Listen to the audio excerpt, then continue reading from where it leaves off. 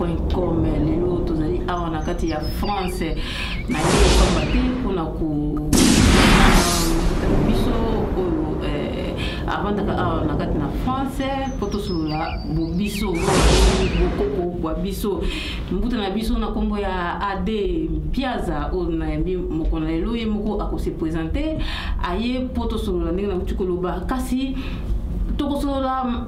manso oyo etali bibilia po fumuki mbango alobaki na biso alobi ete soki bolingi boyeba verité botala kaka na kati na bibilia mpe yango ntina tozali kosolola moko na lelo mpe mingi na bato batunaka balobaka ete bamindele basali bibilia bakretien bazali na bible oyo ezali koprouve maloba na bango kasi bato ya bokoko bazali na yango te lelo mbuta na biso vraimen amemi nyonso oyo azali na yango mpona koya kolakisa mabombami oyo mingi na biso toyebi te tokoleka na kopesa mbuta na biso mbote yenge mbuta yenge yaya yenge mbuta na sepeli vraimen koyambo moko na lelo ngaka sepeli makasi vraiment mbuta na bazali kolanda biso mingi bayebi yo te vraiment po exemple na liboso na yo oleka na kati ya masolo ya sika ekozala malamu ose présente epa bazali kolanda biso mbuta azali nani mpe kombo na yo donc kombo na ngai mbuta Adem Piaza Matondo nous avons la chance de nous voir comme il y a français tout Jean-Jacques Bernard je sais pas quoi en tout cas comme on a Adem Piaza Matondo dans la langue d'origine congolaise et ça fait quelques temps na comme on a nzela bankulu dans nzela ba fumugimba ba prophète ba na mabele na biso ya Congo na ka donc nazana somo mingi na zala bino lelo. Ok, mbuta na kati ya bokoko oyo ubandi kolanda ozali nani na yebite soko ulubi ndayoki te naza tolo baka tuza bana fumukimbango oyo tuza kolanda tuza bana bakoko to baka ya fumukimbango tuza bana bakoko plus ou moins na libundu nga na kenda plus ou moins na assemblée to le bana assemblée pour na bato ba meka ko comprendre nazali plus ou moins naza na ba Olimbisi, nous avons na assemblée ya bangunza.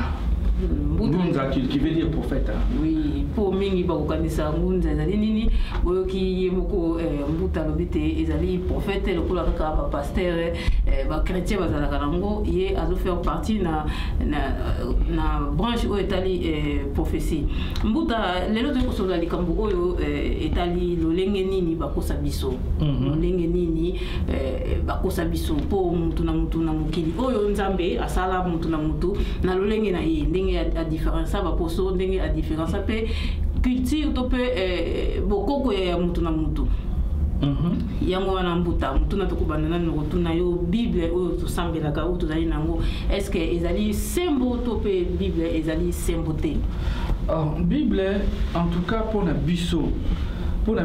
bible ko za la sembo te parce que ce que ezali sembo lelo to moi ko tolingaki kokumisa na ndenge moko extraordinaire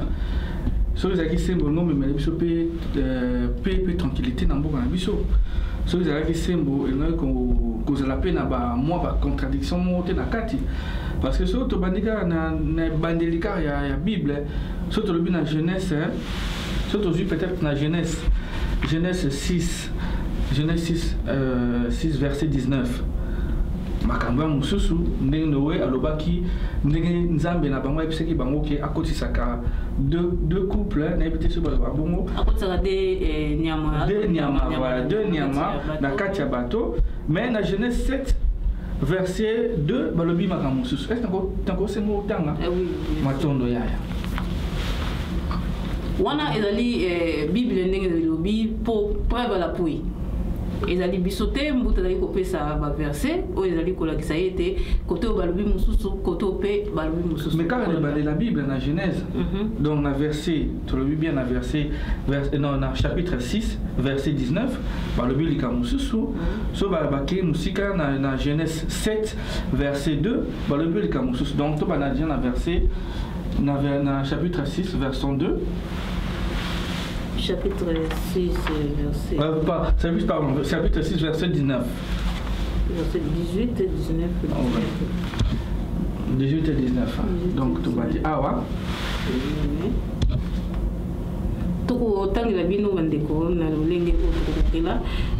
Tu vas entrer dans l'arche avec ta femme.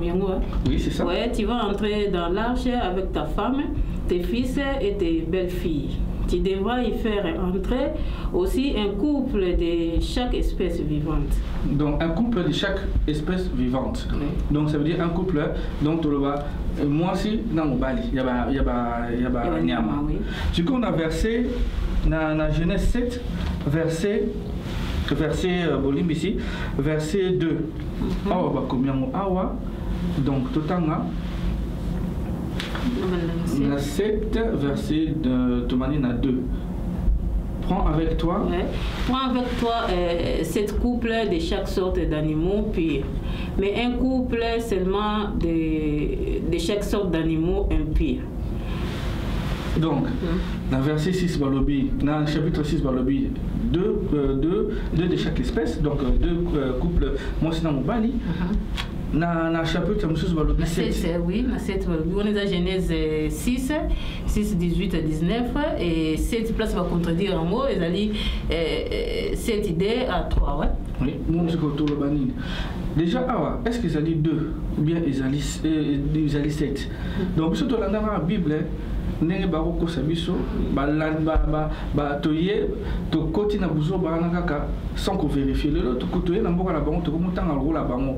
ba vérité ya mo komo bima moko na moko. Donc e bandelika la Bible mona to pusika mo mon keme surtout que na so ne bandeli surtout mo na susu ba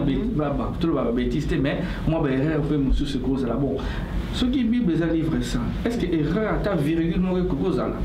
cause à la tête. Donc, ce qu'on est nini, tout le monde a couple, il y a 2, et après, comme ce couple, il y a 7. Donc, il n'y a pas de vérité. Nous avons comment la Bible a perception de vérité. Yango balandi muta bato mingi pe bakolinga ba vérité na likambo oyo na ebite na banda ko bozali soki bokozwa na Genèse 6 18 19 bokotanga place Nzambe ayebisi Noé azwa banyama mibale mibale atia bango na Genèse 6 2 na Genèse 6 2 na Genèse 6 2 pardon, on a raison, Genèse 6 19. Ouais, Genèse 6 19 18 à 19 place Nzambe batindaki Noé azwa banyama mibale mibale atia na bato pe na kati ya 7 2 3 place ba contredire ye moko lisusu Nzambe alobi kaka a changer maloba na ye place yango mbuta alobi ete Bible ezali sembote mais mbuta bande ko mingo bazali kolanda biso bakomona yango vraiment ezali likambo moko na habité peut-être première fois. C'est la première fois que ils ont carapé batum suspect baebi na bango balina mon père loba peut-être té na yebité mais en tout cas na loba té ngaka na moni lumière té ou na moni muinda té yaka batum suspect peut-être baebi na bango ba peut-être pas occasion la kuta na ndeko na biso parti la belle ça va route Hollande donc ouais c'est comme mbuta selon yo Yesu wala na kati na Biblia ba té Yesu azali Nzambe ba chrétien tozali ko bazali ko ba été Yesu azali Nzambe mais selon yo azali nani pour les bandes déjà tout le monde déjà au lobby était Bible ezali sainteté na bandi Yesu pour ndima yete bon na biso to ndimaka Yesu en tant que prophète na ko lobate que soka zalaki akozalaka en tant que prophète parce qu'il est monté non senga soki Yesu Nzambe pasteur mon kapesa na verset au ba lobby que Yesu est mort lobby Nzambe en français to ko lobake où Jésus dit que je suis Dieu ou bien Jésus dit que Jésus dit priez-moi. En tout cas, oui, na kati ya Bible balobi Yesu Nicodème atunaki ye mutuna balobi ete albi ayebisi Yesu lakisa biso papa Yesu alobi o amoni ngai amoni papa yango na teza place Yesu ete Yesu ye wana papa bon siko Yesu so mo Yesu alobi balobi lakisa ngai lakisa Nzambe donc Yesu alobi so omoni mwana omoni abiso omoni mwana eta biso komoni celui qui m'a vu a vu le Père. Celui qui m'a vu a vu le Père. Bon, ce qu'on a expliqué on est mon corps. Bon, tout ça en français, tout le ballet par exemple, tout le la Hollande. Hollande a été premier ministre en Aïe. À quel pays est-ce que le premier ministre a relevé là na kombo ya ye moko en tant que premier ministre ba olobela en tant que na kombo président. Parce que Yesu donne et le dans le sens que tant que Yesu a une parole ya Nzambe na bango et a lobi que a une parole pour Nzambe a une parole ya Nzambe na bango mais lobi te que azaki ko représenter Nzambe na bango par rapport à parole na ye mais lobi te que Nzambe yende Yesu ndé Nzambe parce que Yesu yé mo va lobi ngo que non jamais a lobi ngo que jamais il soit le bien que Azali Nzambe dans yemo na verset bela le bien mot surtout peut-être na Luc 2 version Luc 2 verset 21 le 8e bon par exemple bo sur la carte moké hein sur yeso za Nzambe sur yeso za Nzambe tout sur la moké na Luc 2 verset 21, le huitième jour auquel l'enfant devait être circoncis était arrivé. On lui donna le nom de Jésus, nom qu'avait indiqué l'ange avant qu'il fût conçu dans le sein de sa mère. Donc, surtout, bandé dans ce lingala, tout bandé dans le français. Le huitième jour auquel, donc dans Luc 2, verset 21, le huitième jour auquel l'enfant devait être circoncis. Nana moi mbali. On a vu ce peuple combler là dans ma caméra. À moi mbali circoncis to bien mo. Donc vous imaginez que abino bande konanga batu mo bakata ki eloko Nzambe. Poso Nzambe wana o bakata bana mibali. Nzambe bakati poso. En tout cas no bobo susura na. Est-ce que Nzambe ba bakati poso bana mibali? Poso wana bon moi to kota na kati j'espère que tu vas comprendre. Kati va circoncis Yesu. Circoncis, mon nous c'est circoncis. Mais bon, sur la rare que non, circoncis Nzambe. Donc si Nzambe a beau t'indigner parce que ce bassin. Bon. C'est-à-dire selon Mbouta, nous surtout dans la carte de la Bible, ezali lokuta yo yeli biso bokoko, c'est-à-dire le lengeni ni siko bino uzali kola kisabatu bokoko. Bokoko ezali kaka toloba bututé bokoko ezali qui est ancestral. Mutino ça c'est la qui est ancestral nae. Dans sens nini lelo balwa ezobima na France awa ezobima na ki ancestral na bango balwa musu c'est ça depuis 1800 depuis même 1700 lelo ba changer en côté ezaka kiboko ko na bango ba bimisa kilwa wana puis lelo bazo sa elango ezaka kiboko ko na bango donc biso pezaka kiboko ko na biso otoza kolanda ki ancestral na biso ancestral ezalaka base ya mutu pona a émerger pona akola pona asala pe makambebele siko la ndenge bible lobi de bandeli nzamba sali mukija sali Adam na Eve. C'est quoi biso ezali lolingi ni oyo biso bakoko po oyo tozali komona preuve te bamidele bapesi biso preuve na bango Nzambe asali mokili atie Adam na Eve baboti bana oyo biso ebandaka lolingi nini bon siko so tolobi Adam na Eve déjà faut yeba synonyme enfin Adam elobi nini Eve pe elobi nini Adam elobi kaka homme Eve elobi mwasi donc c'est elobi kaka mwasi bana mutu bayana mwasi na mobali mais siko bango baya koloba neti Adam za komba mutu Adam za komba mutu te Adam za elobi mobali Eve elobi mwasi donc siko ba on débat ça biso soki nza mama salaki na mokila wana ndenge ni soki toyoki na mwasi na mobali tseke mutu nyonso ayaki na mwasi na mobali siko biso oyo tozolobela eza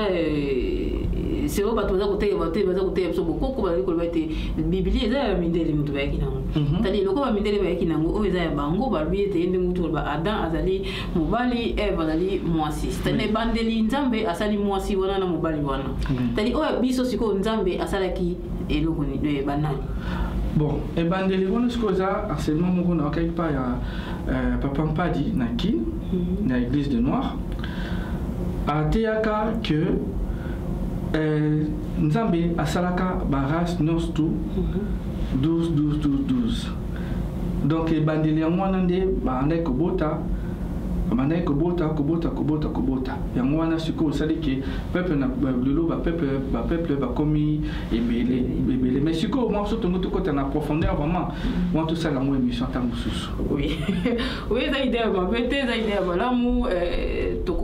soki Nzambe akosunga soki bakoko bakopesa occasion wana mbala ya nsima tokokuta na mbuta po tokota na mozindo ya masolo na biso na kati na bible mbuta bayebisi biso babi ete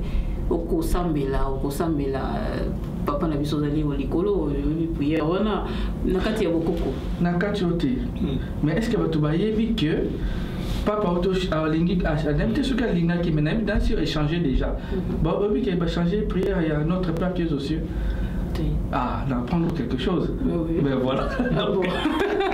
moi ici quand on a un temps bah na surtout ça l'émission je me suis passé na bête ko tomber dans bas sujet surtout ça bas sujet me suis dans l'axayo preuve à l'appui que ne nous soumet pas à la tentation va changer en gros et comme ceux qui je ne sais plus comment dans mon tout mais quelques phrases on a la Bible va changer en gros mais ce que moi toujours sur cela bon la Bible va lobby ko bakisate ko longolate bango mo ka ba komi ko longola to ça les tout ce que moi to ça la ta émission to l'axata batu ce qui yo pe moyen na routine de là on l'axa batu kaka bango ba komi ko longola pe ko bakisa donc siko to ndi manani tu vas mettre en internet, le pape a changé la prière de notre Père. Au moins, en gros, que le pape a changé en gros, que Marcelin les a soustés. En changeant partout, donc, colon la terre au Balsaté, on va se Balsa. Ok, la raison pour laquelle nous sommes tous les Yesu azali nzambete mtunde bunginga imbala moko bunginga ime tukozonga na kinali kala mtuna msusu ndenge na utiko tuna usiko na bi prière oyo balobi na kati na Biblia notre Père qui est au ciel oyo biso ya bokoko ezali nini lolenge biso tukosambela ezali nini lolenge tukosambela ezali ka que pour la retourne yo attaque ngunze attaque bon ngunze attaque simple citoyen tu trop battu simple citoyen en français donc ngunze eza yo poza ngunza mama ngunza eza pona bana nyonso ya moyindo bazali bangunza parce que ezali ndenge na biso to sambelaka eza lokola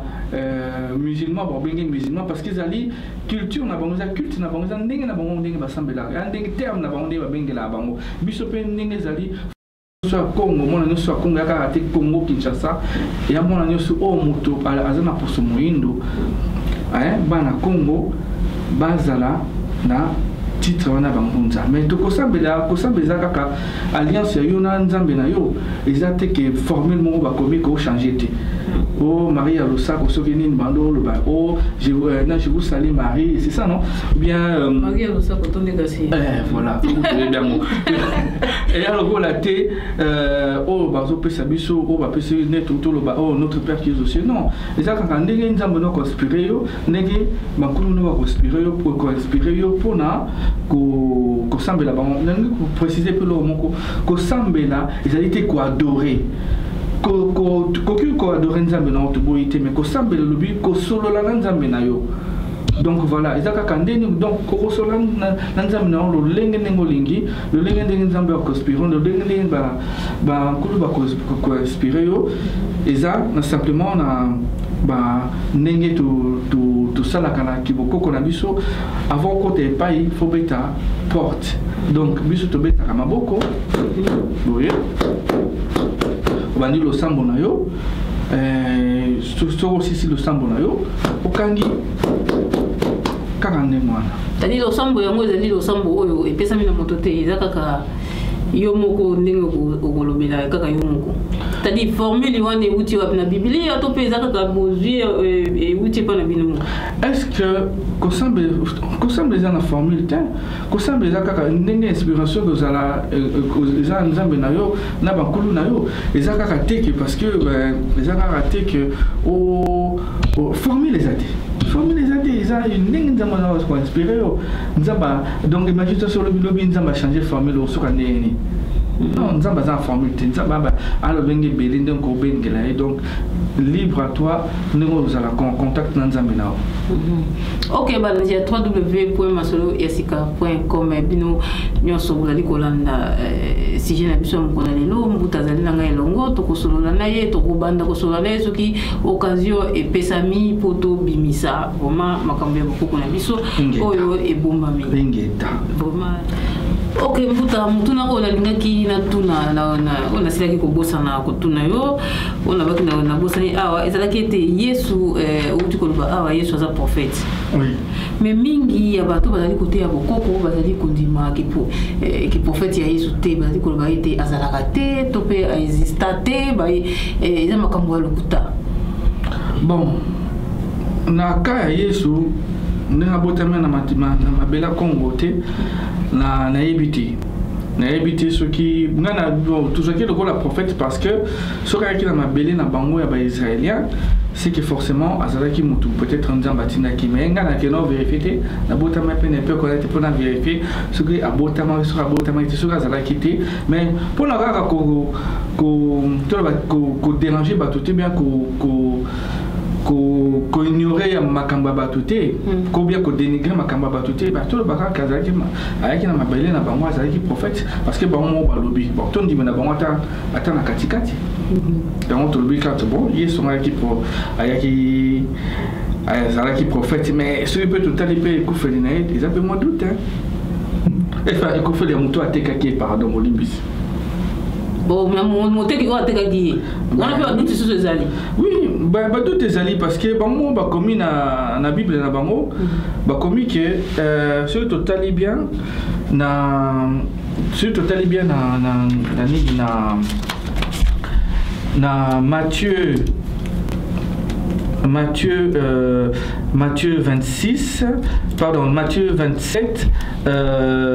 Matthieu 27 verset 3 d'autant que dans Matthieu 27 verset 3 d'autant que Yesu tant bateki Judas akene ko se pendre mais kaka na Bible on d'autant na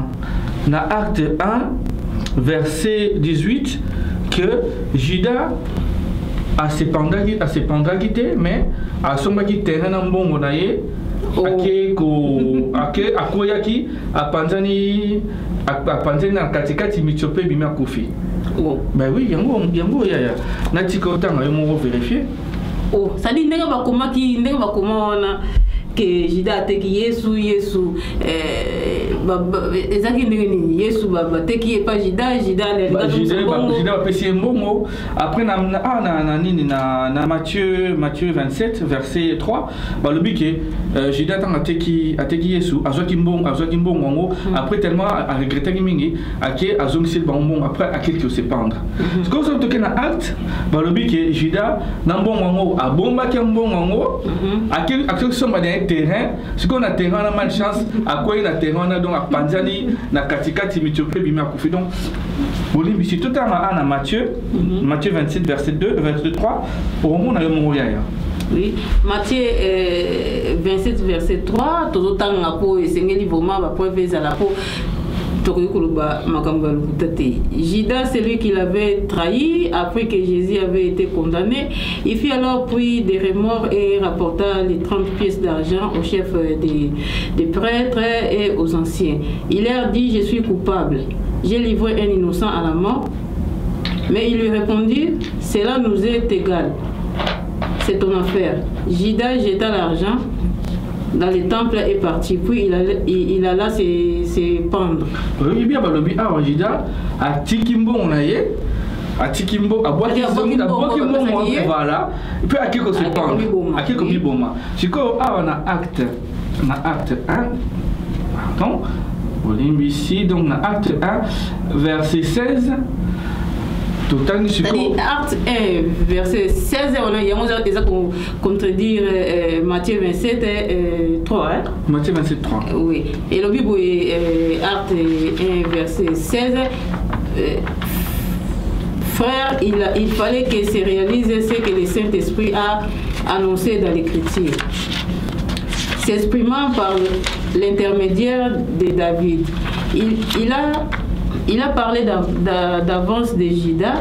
devenu le guide de ceux qui arrêtèrent Jésus. Judas était l'un d'entre nous et il avait reçu sa part de notre. Il avait reçu sa part de. Il avait reçu sa part qu'on lui paya pour son crime. Il avait reçu sa part de notre mission, oui, avec l'argent qu'on lui paya pour son crime. Oui. Cet homme s'acheta un champ, il y tomba la tête la première.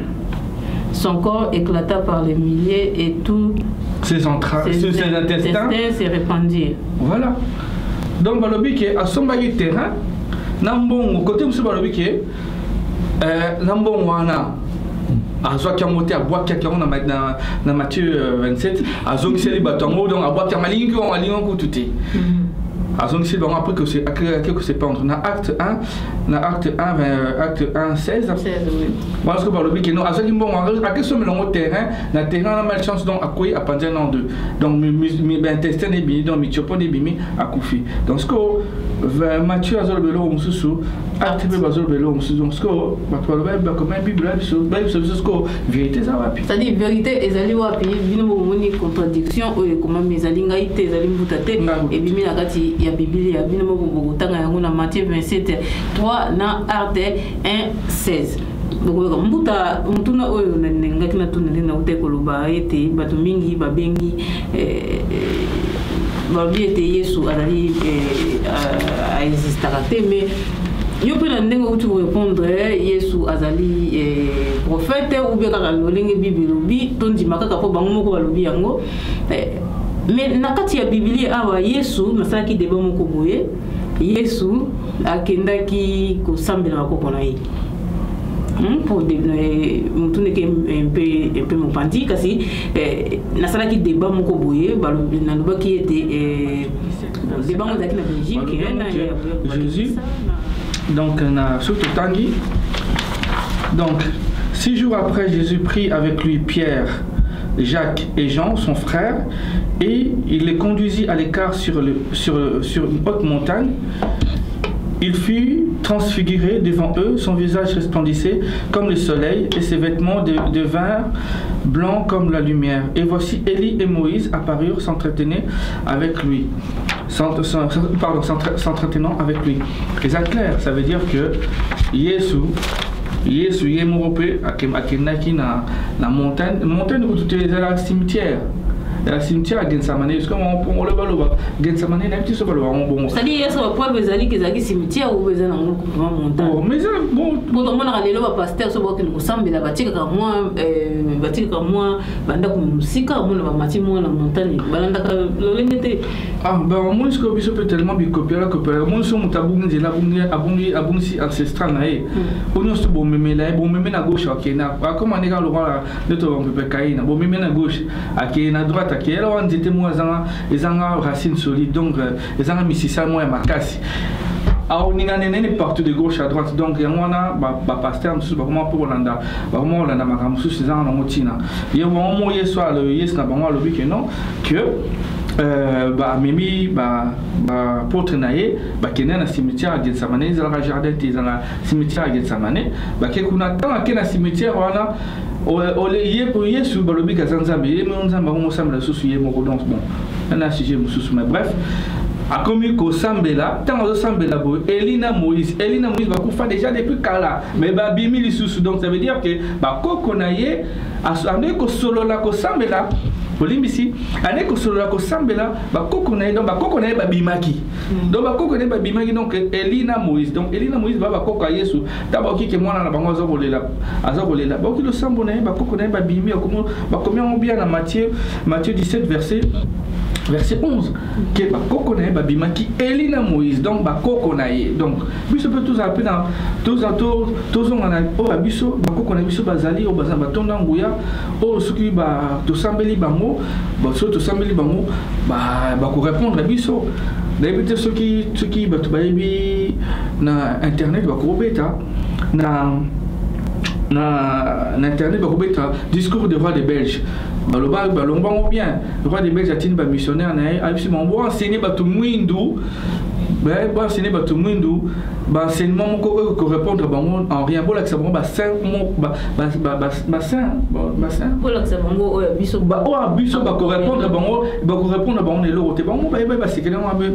les biso ba bible zo ko répondre biso ne loroté ya mon appel tant bango yeso semble ba ko na biso toujours na ba ko na biso toujours senga bango de ba ko pesa biso ba zo na biso o to bunga eska to bunga ki ba ko pesa biso o to za na mo posa yango pe soki chance ezali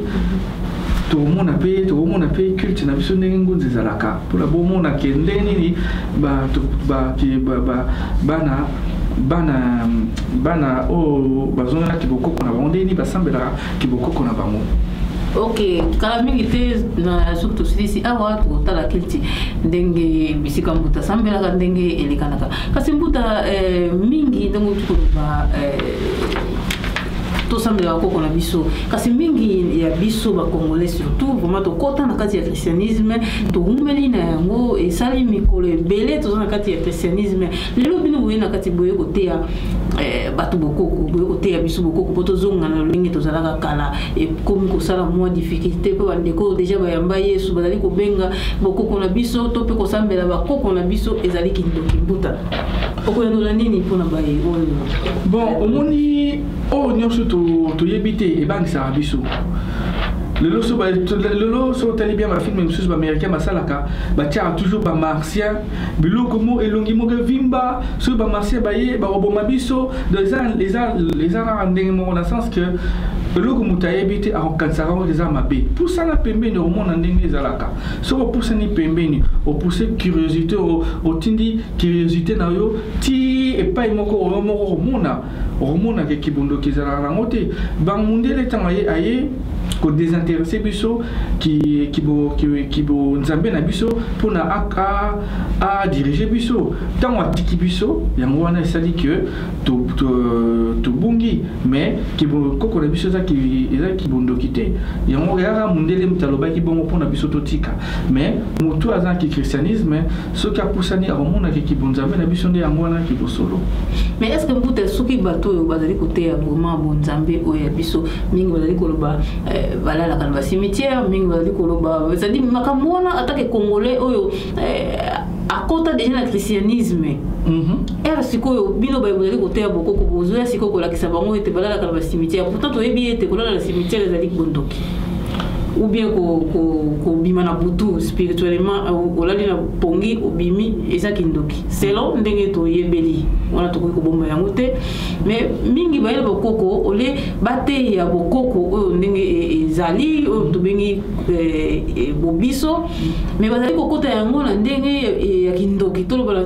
kindoki pour la préciser la sens nini o na bima na butu o na la cimetière c'est-à-dire ezo bangisa bato po ba s'avancer ba ya liboso ya vous allez coller c'est l'amba ya mwindo liboso ya eloko ya kitoko bino mo vous allez komemela bato monde jo le biko c'est le ma ya mwindo donc pesa ngai pembe kama ya mwindo donc au moins siko tando ye manzi mo tant tozali bana mikepe tando ye ba signification na moté donc iboyindo na biso tozo bwa kango tozo luka pembe neti mundele donc eza nka ndenge moko eza ke ko le temps bozo bato toujours là à la cimetière mais est-ce que bon on peut pas sosolati toujours peut ça verset biblique pour la pamba te bon mo yesu na bon akene na cimetière à Gensamane ba koko na ba bimisko to le ba payer sozandoki non et ça va quelque non ba mo payer susu toujours na poto toujours na France na France awa ba pesa journée moko o ba ke na bongisa sur journée des morts sur ni na yebisu sangote ba ke na bongisa ba tombu na bango ya ba koko na bango ba kufa ya ba ndeko na bango ba kufa donc ce que ba mindele ba zo bongisa ba tombu na bango donc ba bandoki non simplement mundele esika aibi esika aibi sekele abombeli mutu moindo pona mutu moindo azala toujours na ignorance ya moana tant biso tozomona ba koko na biso bazala kana mokile bazaki bandoki te biso ka kufi azala kindoki soki akufi akomi ndoki non ezaka kake to sosola kendo bongisa cimetière ya koko na yo ya papa na yo ya ndeko na yo omona ke olobi no utelo tekene ka olongoli matiti avec se recueillir ka na cimetière na to lobite ko kena ministre na yani kene na ano solinga ok bongisi cimetière ya koko na yo ya papa na yo omona yo mo peut-être ba bénédiction peut-être te ba olimbisi ba bénédiction ko yela yo parce que ozolanda ka kiboko enfin eza no normal ozobongisa esika ndeko na yo alali pongi mo inde to lobaka elingi koloba ete nyonso tu oyo bato bazali kokanisa mabe mpona bobiso ezala ngobongo te eza bobiso ndenge ezali ndenge mpe ekozalela kobanga bongo na kati ezali te mbuta tozali komona bakretien basali bibilia babimisi bibilia mpo oyo ezali ya bango baréférence oyo bango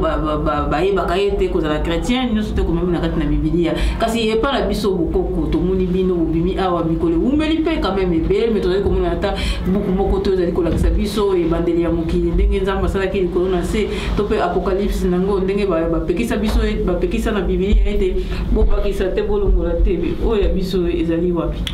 biso ezali wapi donc mingi bazali vraiment kotuna baquestion matondo yaya omoni ndenge eza bo tozala en deux volets tozala en deux exemples bakoko na biso ya kala mpo na ngai bakomaka bazalaka même nebi ti soki boyebi histoire ya l'os de Shango.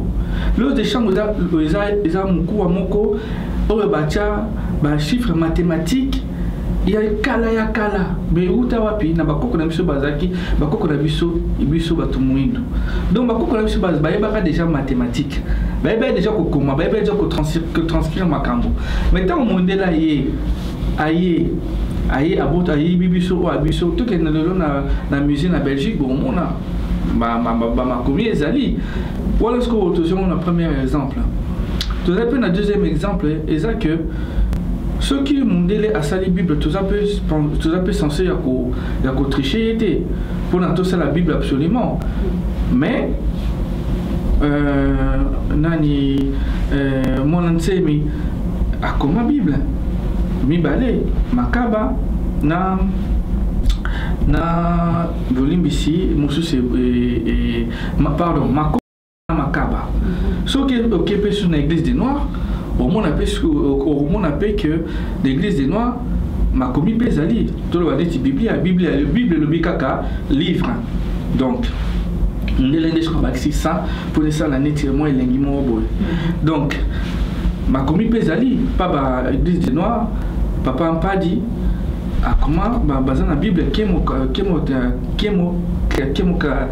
bolimbisi kemo quoi oh là là, bolimbisi. Nous sommes tous les gens qui a kwanza, pardon. Qui a kwanza. Nous sommes tous les gens combo la Bible ou bien ils ont eloko moko mais ba combo différent. Ben moi tout le bit, tout le bas Bible et le livre. Donc ezali makomi donc il y a makomi donc il y a le droit il y a livre il y a le collatéral livre pour la biso bana bankulu.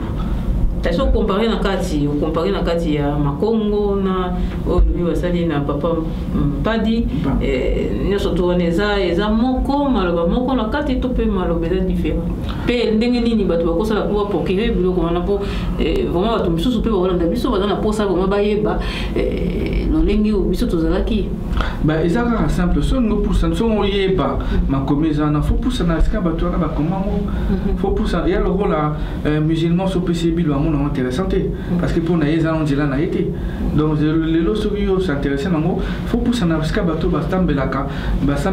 na yango na ndila wana olandi ndila na okomona epesa mena pe pona yo yango wana vraiment ndeko masolo otozaki nango mpona mokola lelo mbuta liloba ya suka la moni tosukisi ou bien ozana likambo mosusu oyo nazangi kotuna matondo yaya te liloba suka eza nango eza liloba suka eza la raté parce que tant makulu bazopesa biso bomoi na grâce nzambe pour mutolendo eza liloba suka eza te ya liloba oyo mpona lelo mais tokoba susu masolo eza ebele baverset biblique ezolakisa ke bible eza nango kaka livre moko to fallait pas tout considérant comme un livre moko d'inspiration soki ya nzambe parce que nalobaka ke soki nzambe inspiraki bato bakoma livre ata virgule moko ekokaki kozanga te ou bien ekokaki kobakisama te ata point moko ekokaki kozanga te ou bien kobakisama te na makomi parce que ne tomoni que verset le bible après le bible mususu donc eza nango kaka ke bato bakomaki yango eza nango kaka bato bakomaki yango donc to considérant te neti ya biso surtout balobeli kutu motu moyindo ata ngo na kati te balobeli Jean Matthieu Pierre yango tu biso te ezali bango donc prochainement ceux qui coûtent tout ceux ne ba kulu ba sumaka to mega susto la susu ba verser mususu ba David na Goliath ezali ba Yesu akutana ba aveugle côté musu ba lobelo ko boye côté musu ezali ba jeunesse pe ezali ba verser sur ba te ba tellement belé que ce qui ba kulu va permettre de soutenir va permettre kaka to ça sur mususu. Ok, to comme na suka ya masolo biso vraiment mputa merci na ndenge oyambinga yi bisika omukona lelo surtout si awa ndena uchukolo ba to kokende kozwa moi image ndambe ya kilte bisika mputa azali ko sambela pe moi interview ya mike ekozala to comme na suka ya masolo biso vraiment butika malamu mbote na bino nyonso to komi mbana sima.